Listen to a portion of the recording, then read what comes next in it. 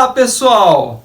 Finalmente chegou o grande dia, não é mesmo, Gi? Não é mesmo, Mara? Isso. Hoje nós vamos apresentar o nosso workshop de enredos que encantam nas tranças da história.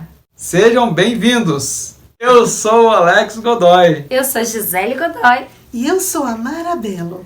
E juntos formamos a Companhia de História Flor de Ervilha. Esperamos que vocês possam aproveitar, aprender um pouquinho do que temos para passar e também se divirtam com cada passo, com cada detalhe deste trabalho que montamos especialmente para vocês. Então, sem mais delongas, papel e caneta na mão, vamos para o nosso workshop. Simbora lá!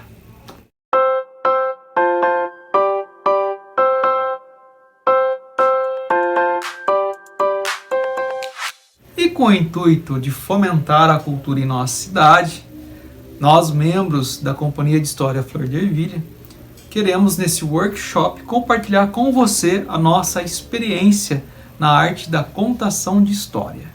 Vamos abordar aqui a forma de como contar, que meios utilizar, como se portar na questão da colocação da voz no momento que você está contando essa história. E principalmente como pesquisar, de que forma levantar esses dados para que você possa trazer para o lúdico esse conhecimento obtido dessa personalidade histórica que você quer colocar para que as pessoas possam conhecer. Em pleno século XXI, onde as informações são tão rápidas, né? Eu lembro-me que até 20 anos atrás, a gente, para falar com uma pessoa, tinha que ir até a casa dela, né? Para quem não tinha telefone. Hoje não, através do WhatsApp é coisa rápida, né? Então, com essas tecnologias e meio de comunicação tão rápidos, o contador de histórias acabou ficando um pouquinho esquecido. E atualmente, algumas pessoas vêm trabalhando para poder trazer de volta esses contadores de história, para trazer esse tato na arte de contar história, que é tão gostoso. Não é somente você trazer essa história, mas sim ter aquele contato com o público, passando através de você a história a qual você quer contar.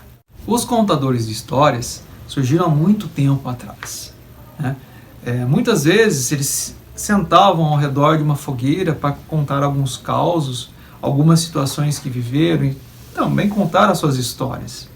Hoje ainda temos poucos, mas temos contadores de histórias que se reúnem, mas não para sentar em volta da fogueira, né?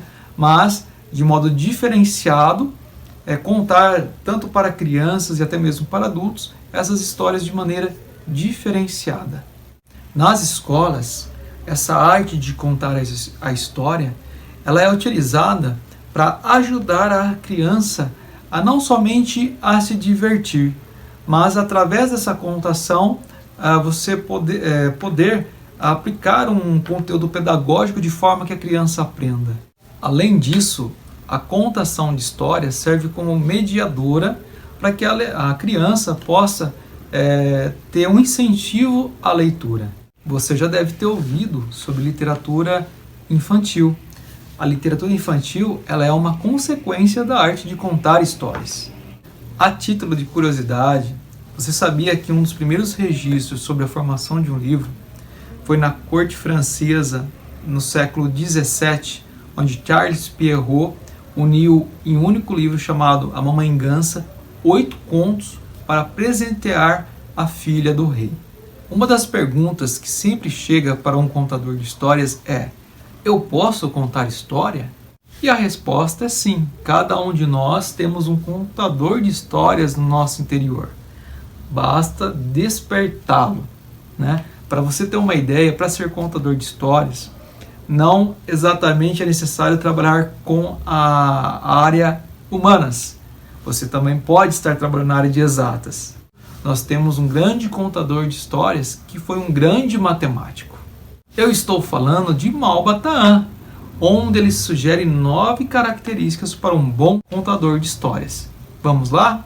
A primeira característica é o contador de história viver e sentir a história que ele vai contar, que ele vai transmitir. A segunda é narrar a história com naturalidade. A terceira é conhecer de cabo a rabo o enredo. Quarto, dominar o interesse público. Quinto, falar dramaticamente. Sexto, falar com uma voz agradável. Sétimo, ser comedido com os gestos. Oitavo, ser original. E nono, ter estudado a história. Agora, nós vamos chamar a Gisele Godoy para que nós possamos entender e como aplicar essas dicas nesse contar, aliás, nessa arte de contar histórias, trazendo uma personalidade histórica do povo para que você possa disseminar essa história onde você mora, onde você vive. Com vocês agora, Gisele Godoy.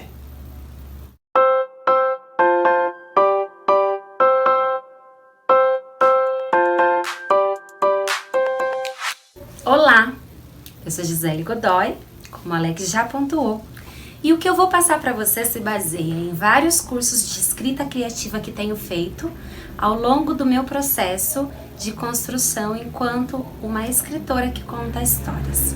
Além disso, o que eu vou partilhar para vocês tem relação com a minha vivência de contadora de histórias. Quando nós pensamos em realizar esse workshop, apresentar para vocês os nossos saberes, nós tínhamos dois objetivos principais. Primeiro, era levar a você que tem interesse de contar histórias, técnicas, reflexões e um pouquinho do nosso saber sobre a arte de contar histórias. Além disso, permitir a você observar, refletir que é possível levar para a sala de aula e para inúmeros outros contextos histórias e fatos narrados do cotidiano de forma a contribuir com as aulas de literatura, de língua portuguesa, de história mesmo, deixando a arte de contar histórias te guiar como um instrumento de ludicidade na construção da memória histórica. Então, quando eu vou pensar em montar uma história baseada numa personalidade que realmente existiu, primeiro eu preciso fazer uma pesquisa de campo, uma pesquisa documental, saber investigar exatamente o que aconteceu na vida de quem eu quero contar, de quem eu quero falar. Existem várias formas de fazer isso. Então, você pode buscar recursos em livros, fazer uma leitura biográfica, buscar fotos, imagens do tempo histórico da época em que essa pessoa viveu. Pode visitar museus, porque geralmente nos museus, bibliotecas, existem compilados de textos, existem exposições, existem muito material e acervo que vai contemplar, essa pesquisa. A partir do momento que você souber tudo aquilo a respeito da pessoa, então está na hora de colocar em prática a escrita dessa história que você quer contar. E aí, vai depender da sua criatividade, porque eu, enquanto escritora, eu tenho uma especificidade, eu tenho minha técnica, eu tenho o meu jeito de escrever, que vai ser sempre diferente de uma pessoa para outra. Então, você precisa colocar os seus saberes e, de preferência, trazer a fantasia, por exemplo, se você for contar uma história para a criança. Então, pegar algo real, juntar com algo imaginário, com uma fantasia. E assim, é muito importante não perder a essência da história, os fatos reais, não inventar coisas que não existem nessa vida, na vida dessa personalidade que você vai contar. E assim, na medida que você já souber o que vai contar, já tiver escrito este texto, você pode acrescentar algum dado, alguma fantasia, como eu acabei de pontuar, um detalhe, esmiuçado, que vai deixar o texto mais atraente para as pessoas lerem. E depois que você construir essa narrativa, você então vai para o passo que é do contador de histórias. Além de você visitar uma biblioteca, buscar em livros, em acervos midiáticos, além de visitar um museu para encontrar recursos e dados biográficos de quem você quer contar a história, você pode também entrar em contato com familiares. Geralmente, quando nós vamos contar uma história, como no caso das histórias que vocês vão ver a seguir, nós entramos em contato com familiares dessas pessoas, entramos em contato com criadores desses projetos para ouvir o que eles tinham a dizer, para sentir a importância, né, dessas histórias para essas pessoas, a importância das pessoas contadas na vida desses familiares, porque geralmente as informações que também encontramos em livros, que encontramos em dados históricos, ele vem de forma sucinta, de forma resumida, e ouvindo dos familiares é possível capturar dados e informações que às vezes se perdem na escrita de um jornal, por exemplo. Então, a seguir nós vamos contar para vocês as histórias baseadas, né, nessas personalidades, e nós fizemos essa pesquisa de campo, essa pesquisa biográfica para compor o material que vamos apresentar. É importante citar que quando nós vamos transpor uma história do oral para o escrito, eu preciso pensar no que eu quero falar. Além do que eu quero falar, como eu vou falar? Você pode escolher um tipo de texto, pode escolher um auto, por exemplo, pode escrever um texto que seja mais uma comédia, ou escrever em forma de conto, em forma de poesia. Você precisa deixar bem definido que tipo de texto você vai utilizar para contar essa história. E em seguida, tendo todos esses dados compilados na sua memória com você, escrever esses registros de forma que você pretende contar. Depois que você escreveu, é interessante que você deixe os textos adormecerem para que depois de alguns dias você possa olhar para esse texto com um olhar de fora e aí fazer as adaptações, os cortes necessários ou acrescentar alguma informação importante. Depois desse momento de já ter escrito o texto, de já ter pesquisado, ouvido o meio, é preciso passar pelo momento de montar as histórias.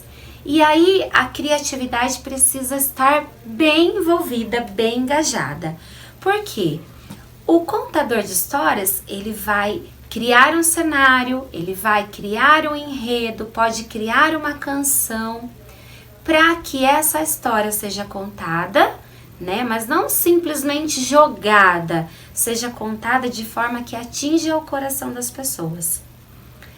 Você pode criar uma música baseada em versos, em poemas, mas também pode simplesmente fazer uma chamada simples, usar um acessório.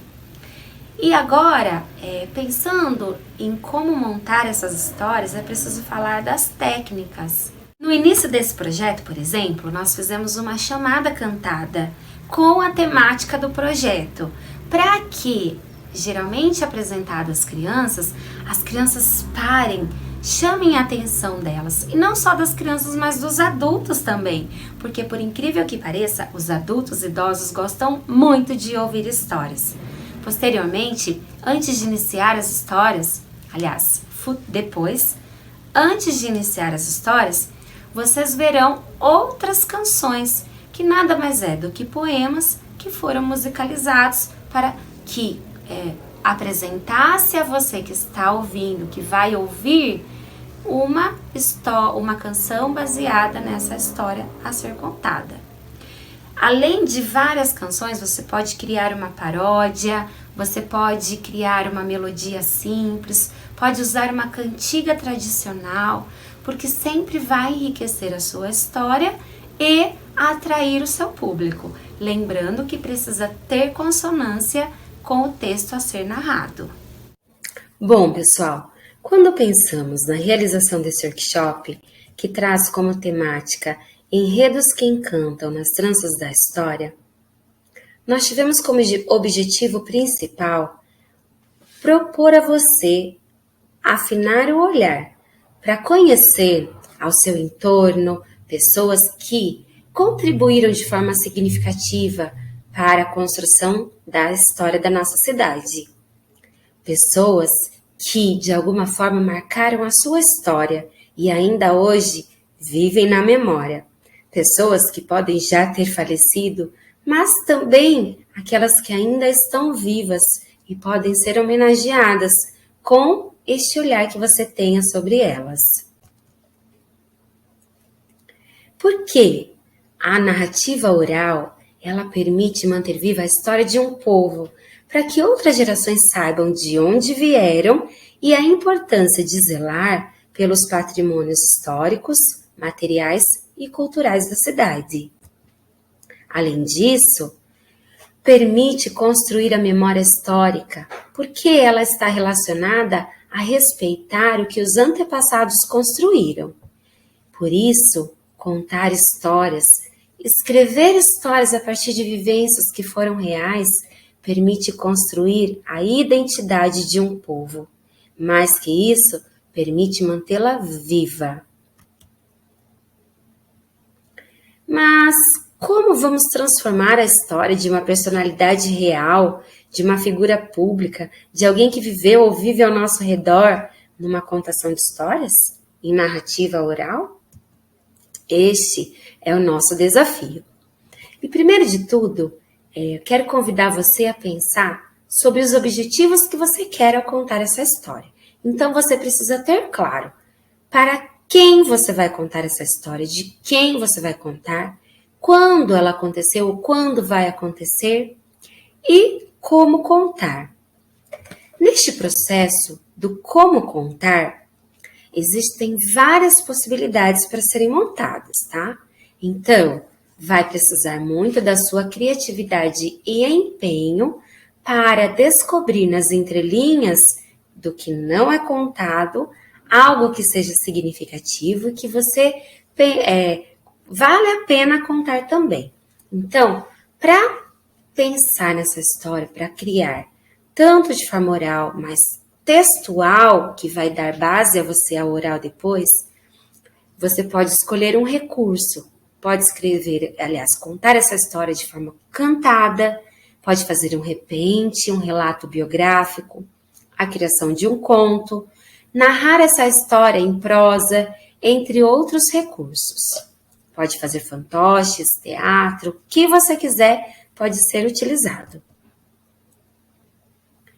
Entretanto, é preciso pensar que o tipo de texto, o tipo de narrativa que eu vou trazer, ele precisa ser escrito, ele precisa ser apresentado de forma muito responsável. Porque ao contar a história de uma pessoa, é preciso narrar fatos que foram verídicos. Você pode acrescentar umas pitadas de ficção também, mas é primordial manter a essência da história dessa pessoa. Eu trouxe aqui a história, aliás, vou trazer a história da Maria Teresa para vocês e mostrar como é que foi o processo de criação. Antes, trouxe um breve explicativo sobre a diferença de romance biográfico para o conto biográfico. Por quê? Nós escrevemos um conto biográfico com essa história e ele é muito parecido com o romance. No romance, no caso, ele apresenta uma narrativa oral que é centrada num protagonista principal e tem ficção, né, pitadas de ficção ou real, né, fatos reais, ou também pode misturar os dois, tanto ficção como real. E o autor, ele apresenta vários conflitos escritos em prosa. Já no conto biográfico, traz uma narrativa curta, que tem um protagonista principal, também tem pitadas ficcionais, ou também apenas fatos reais, ou a gente também pode mesclar os dois. Apresenta apenas um conflito e é escrito em prosa. Quando você for escrever a sua história, é preciso pensar em 5 itens, que nós chamamos de pente, tá? Os linguistas chamam de pente. Eu não sou linguista, mas quando me deparo com a necessidade de criar as minhas histórias, eu penso nesses 5 elementos que contribuem muito, porque deixam claro aquilo que eu quero contar numa narrativa de conto. Então, eu preciso pensar nos personagens, qual é o enredo que você vai trazer, o narrador, qual é a voz que você vai incorporar desse narrador, não apenas do que conta a história, mas na hora de escrever o seu texto. Ele participa da história, ele apenas observa, ele leva o autor a refletir, ele dialoga com o interlocutor, o tempo em que ocorre e o espaço em que está inserido esse contexto. Também, algo que auxilia é ter claro que o texto tem algumas etapas a serem seguidas. A situação inicial, conflito, o desenvolvimento, o clímax, o desfecho e, por fim, a conclusão. A situação inicial, ela sempre vai apresentar os personagens, o tempo histórico em que a história acontece, o espaço, né, o local onde aconteceu e o contexto histórico em que estão inseridos estes elementos. O conflito é uma situação que vai modificar a situação inicial do protagonista e exigir dele uma ação. No desenvolvimento, mostra o que acontece ao longo da história, etapas que acontecem no delinear, no decorrer da história. Possivelmente, em seguida, nós temos um clímax, né? A narrativa ela é levada a um momento de tensão, de emoção. Sabe quando nós estamos assistindo um filme em que o protagonista está lá, prestes a viver uma situação entre a vida e a morte, que precisa de uma atitude dele para se tirar dessa situação? Isso é o clímax. E o desfecho aponta o final da história, mostrando como o conflito foi resolvido. E a conclusão mostra como é que a história foi finalizada. Então, o papel do narrador ele é extremamente importante neste momento, porque, independente da história estar escrita ou falada, ela vai ser sempre contada por alguém. E a voz do narrador ela vai ser muito significativa. Por quê? Ela pode envolver a criatividade, ela traz o leitor, o interlocutor para essa história, e esse olhar característico da pessoa que conta a história pode ser repassada a quem está ouvindo. É preciso também ter um olhar refinado para as entrelinhas do que não é contado, né? E que muitas vezes os recursos biográficos, algo que a gente pode encontrar nos livros, que foi escrito por alguém, nem sempre vai contar tudo o que nós conseguimos enxergar, por exemplo, numa imagem, num vídeo de época, em relatos ouvidos por familiares e pessoas que conheceram essas pessoas, esses protagonistas. Além disso, se souber outros recursos da língua portuguesa que possam contribuir para o aprimoramento deste texto, dessa narrativa, é importante pensar, é importante utilizar. E, como eu já falei, descobrir qual é a voz do narrador que você traz consigo. O narrador ele pode ser personagem, que é quando participa da história e deve ser escrito sempre na primeira pessoa, no singular ou plural. Depois nós temos o narrador observador, que observa a situação de um ângulo de fora, escrito sempre em terceira pessoa, e ele vai contar a história sem participar da ação, sem dar a opinião dele propriamente. E por último, nós temos o narrador onisciente, que sabe todos os fatos, e mesmo que ele não participa da história, ele lê nas entrelinhas do texto. Por isso, ele consegue narrar, muitas vezes, os pensamentos e os sentimentos que as personagens trazem, mostrando, de repente, o perigo, mostrando por que as personagens precisam ter cautela. Agora, eu quero convidar você para assistir 2 histórias. Uma que será contada por mim, outra que será contada pela Marabelo. E em seguida nós vamos esmiuçar as técnicas utilizadas para contá-las e outras que você também pode utilizar posteriormente.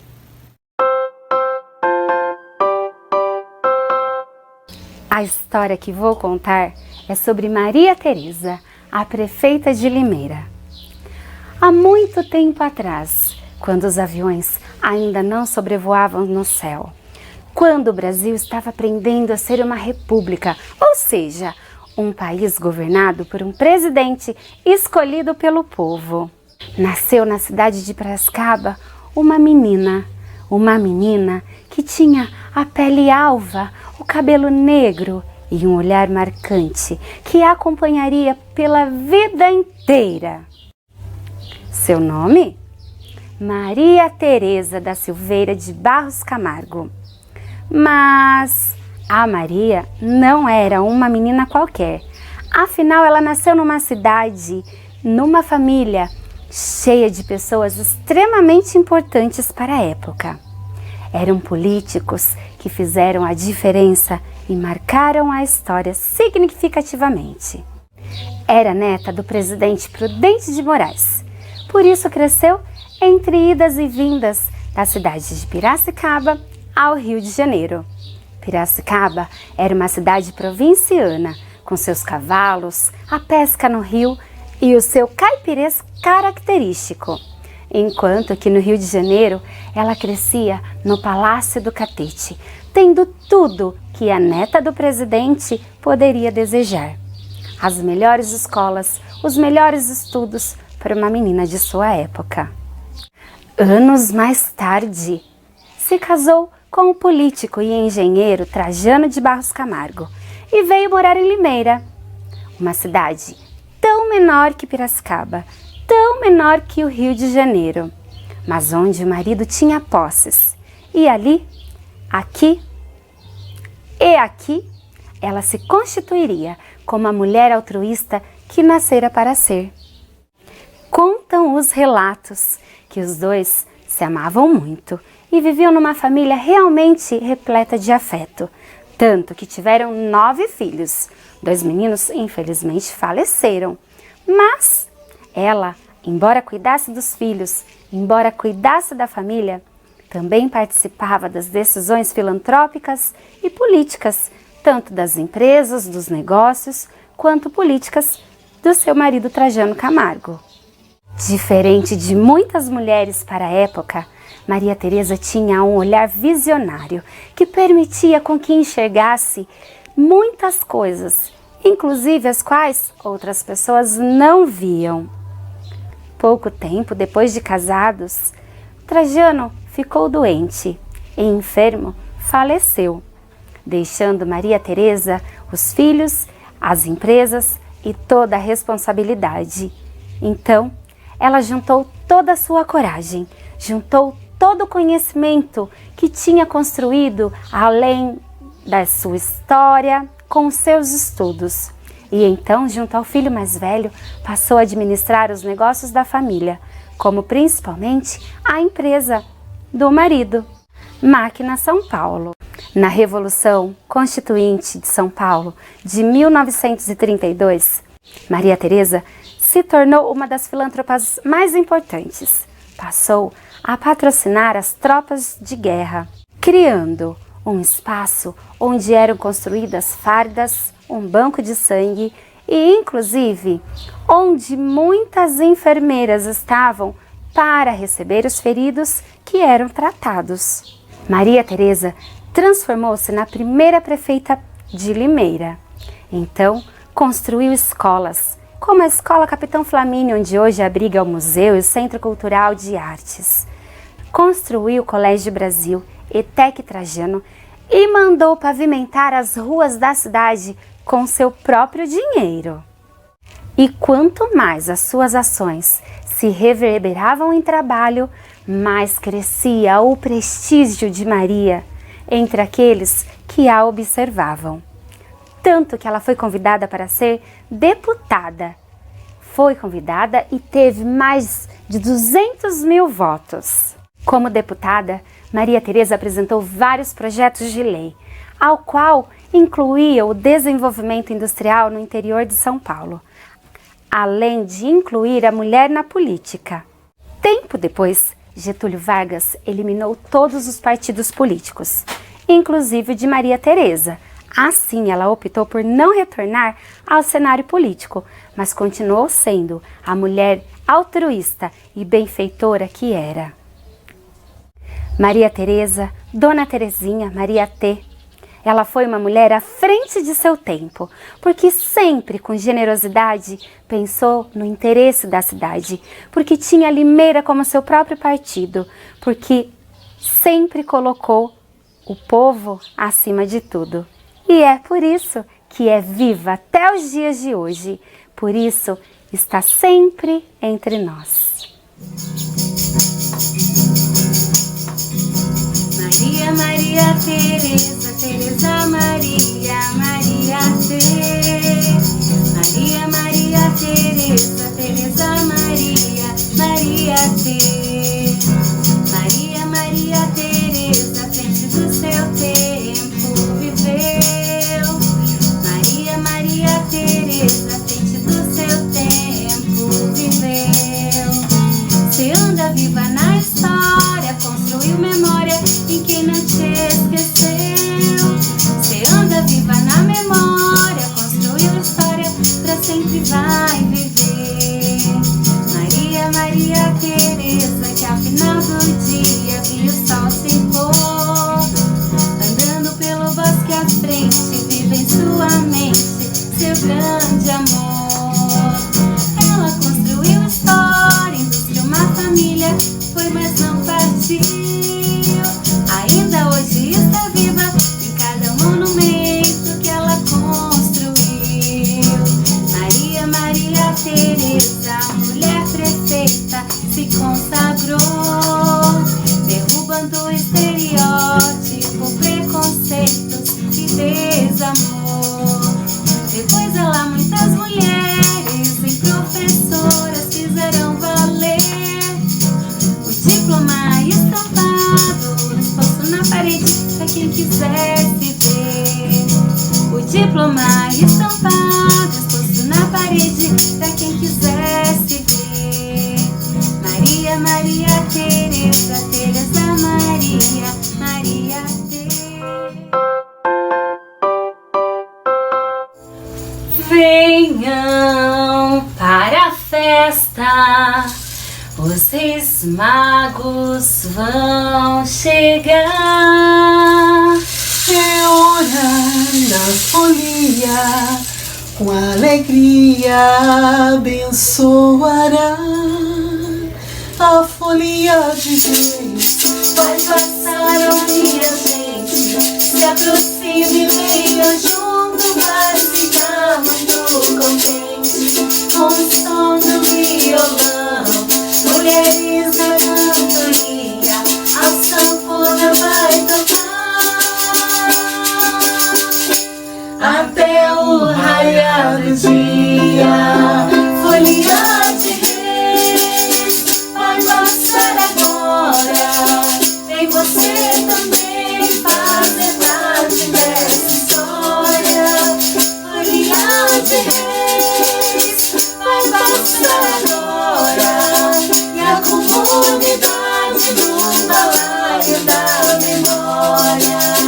A folia de Deus vai passar, a minha gente. Se aproxime, venha junto, vai ficar muito contente. Com o som no violão, mulheres na cantoria, a sanfona vai tocar. Até o raiar do dia, folia de reis vai passar agora. Vem você também fazer parte dessa história. Folia de reis vai passar agora. É a comunidade no balaio da memória. É a comunidade no balaio da memória.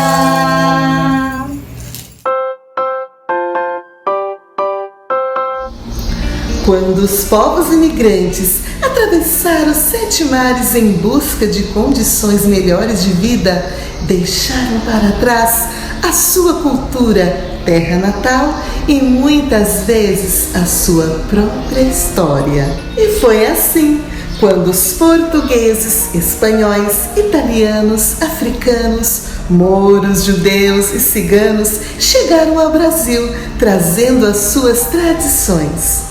Entre tantas, os portugueses trouxeram a Folia de Reis. No princípio, as rezas e cantorias abrigavam apenas casas de sitiantes. E de casa em casa, cada família visitada ofertava presentes. Eram galinhas, frangos, garrotes que, reunidos após vários dias, finalizavam com todos reunidos numa grande festa. Pouco a pouco, depois, o ritmo, a cantoria, as notas musicais, os festejos misturavam-se com cantos e danças dos povos indígenas e africanos, ganhando uma singularidade única, a de representatividade do povo brasileiro. Mas você sabe como nasceu a tradição da Folia de Reis? Há milhares e milhares de anos, Deus prometeu mandar o Salvador, o Emanuel. Muitas profecias narraram sobre a vinda de um menino que nasceria em Belém. Após peregrinar dias e dias em terras longínquas no Oriente, 3 reis magos, Gaspar, Baltazar e Belchior, receberam um sinal. Uma estrela de luz jamais vista brilhou no céu, guiando-os até Jerusalém. Depois que os magos passaram por Herodes, continuaram a seguir a estrela mensageira, que pairou sobre uma gruta lá em Belém.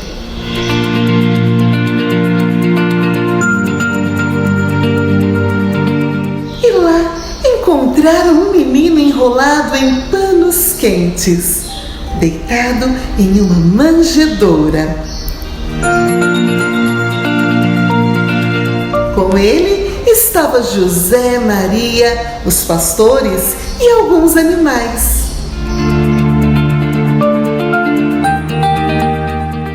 E ali os 3 reis magos prostraram-se diante do menino Jesus, presenteando-o com ouro, incenso e mirra.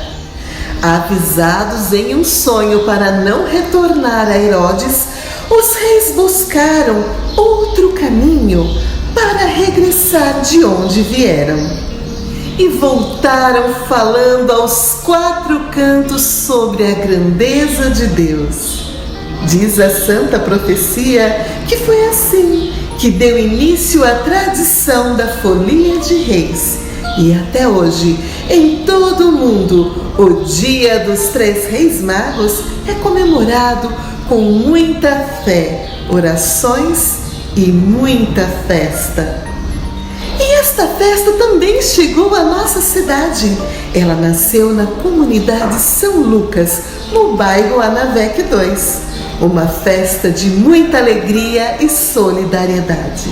Há muitos anos, na cidade de Penápolis, o senhor João Nunes Cerqueira e seu filho Wilson cantavam a Folia de Reis, seguindo a mesma tradição dos antepassados.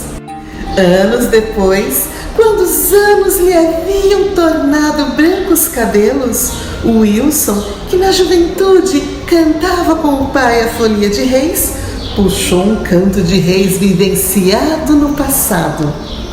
A melodia tocou o coração das pessoas que ali estavam e de canto em canto, de viola em viola, todos foram tomados pela mesma alegria, passando a tocar nas missas e celebrações, algo que se perpetuou com um pedido da Dona Cida, uma moradora do bairro que, contagiada com a lembrança de sua juventude, abriu a sua casa para orar aos Santos Reis e, em seguida, deu uma grande festa para todos no bairro.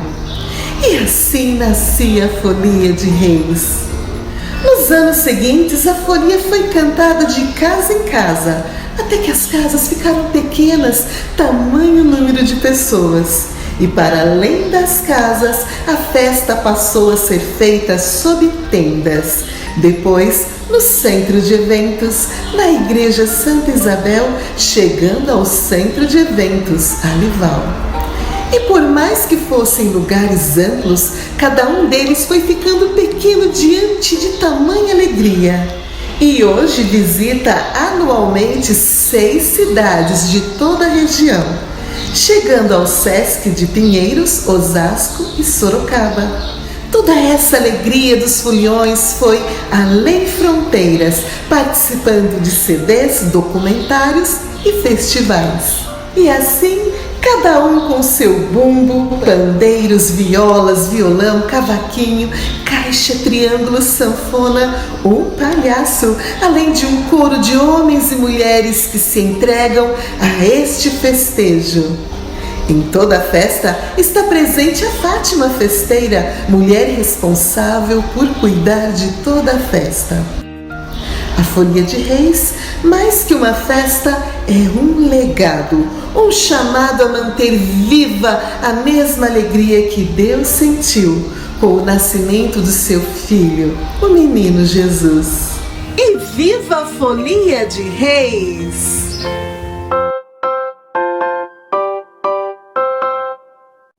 Os recursos visuais são de suma importância para a construção de uma história.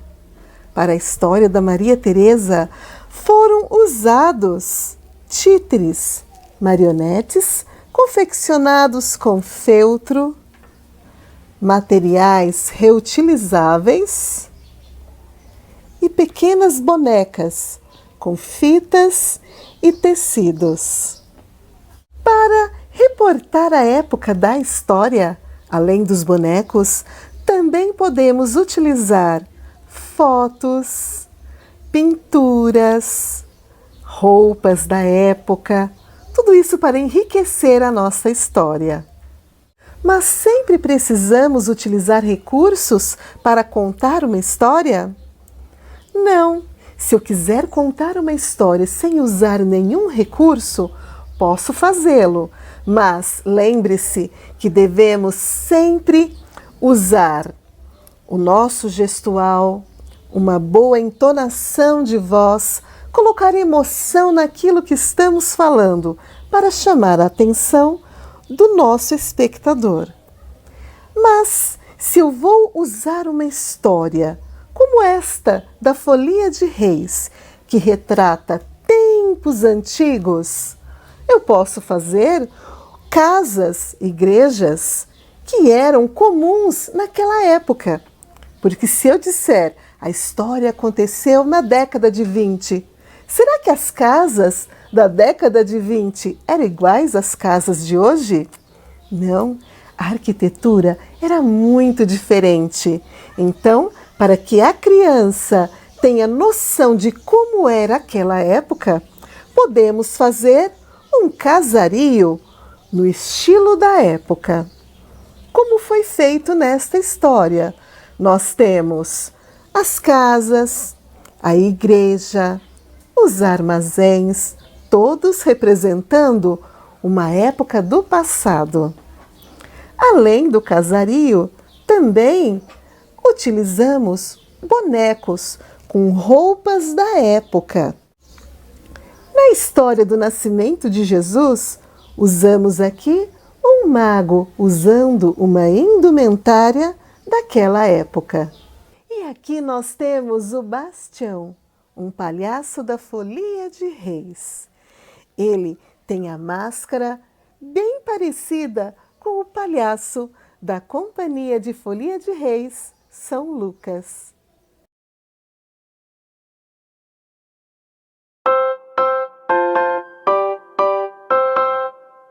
Agora eu vou falar para vocês sobre a chamada para a história e em seguida sobre a música que complementa as histórias. Bom, primeiro de tudo nós fizemos uma chamada.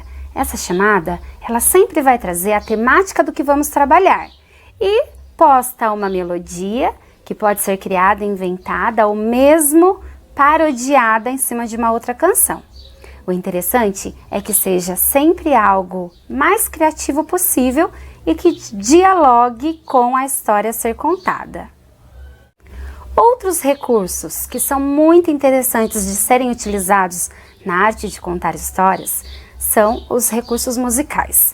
Desde a fazer um barulho ao acrescentar a história, como também criar canções que também vão retratar o tempo histórico ou as personagens ou um fato, um detalhe que vai deixar mais interessante para as crianças ou para quem escuta a história ser narrada.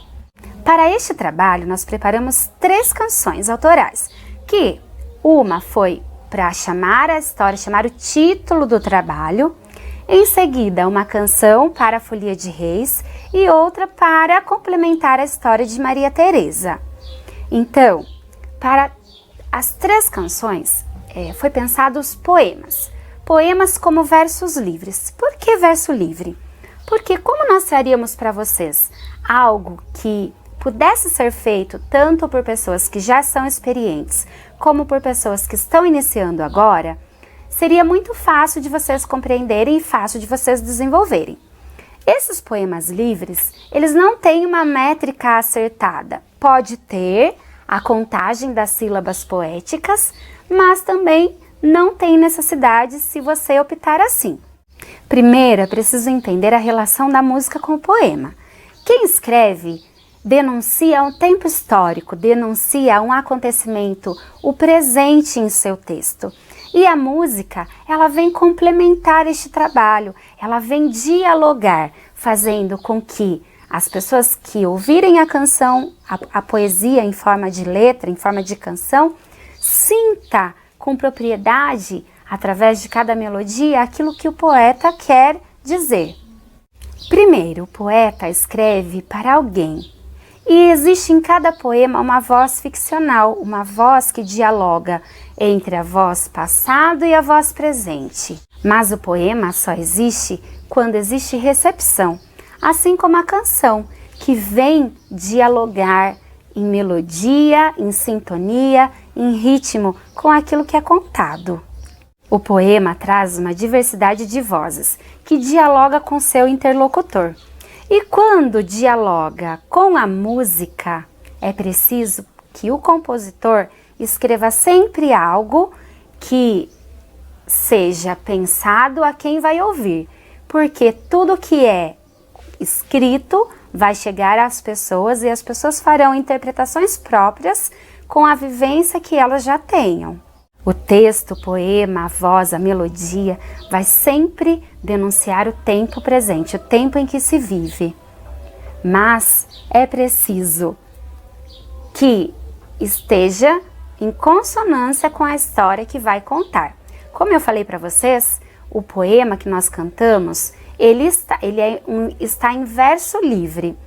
O verso livre é um tipo de texto que pode ser escrito por qualquer pessoa, mesmo que essa pessoa não entenda da métrica da poesia, dos tipos de poemas, os tipos poéticos. Mas é preciso existir uma rítmica entre várias palavras que vão rimando, ritmando e criando uma melodia contínua. Assim, esse poema verso livre pode sim ser chamado de música, certo? Assim, cada poema transformado em música precisa ter uma sonorização, seguindo uma ritma pautada em cada elemento, em cada verso, como se fosse uma brincadeira que vai e vem, que vai e vem. É preciso também considerar que cada poema tem a sua estática, a sua sonorização e cantado traz uma melodia, traz uma inspiração a quem também vai ouvir. Para este projeto, nós gravamos os 3 modelos que foram pensados especialmente para eles, qual você pode utilizar como molde para também criar as suas próprias histórias e acrescentar as suas próprias canções. Agora, mãos à obra e crie também o seu. Ah, acabou! Como assim? Chegou o final, foi tão rápido, né? Eita, nós! Mas nós nos vemos em breve, numa próxima oportunidade, né, gente? E nós queremos agradecer a você que esteve conosco durante todo este workshop. E também convidamos você a disseminar para as pessoas que você conhece. Isso mesmo! Convide as crianças, convide professores, amigos, todas as pessoas que você acha que este trabalho possa contribuir. E agora? Queremos desafiar você a também contar histórias, pensar naquela pessoa da sua infância, naquele vizinho que era engraçado, naquele vizinho bebum que aprontava todas, e a também construir a memória histórica de Limeira, fazendo com que essas personalidades continuem vivas, para que outras crianças e pessoas do futuro também possam conhecê-las. E juntos possamos fomentar a cultura em nossa cidade. A cultura, a literatura, a arte de contar histórias. Exatamente. E finda-se aqui o nosso workshop Enredos que Encantam nas Tranças da História. Valeu, gente! Até a próxima!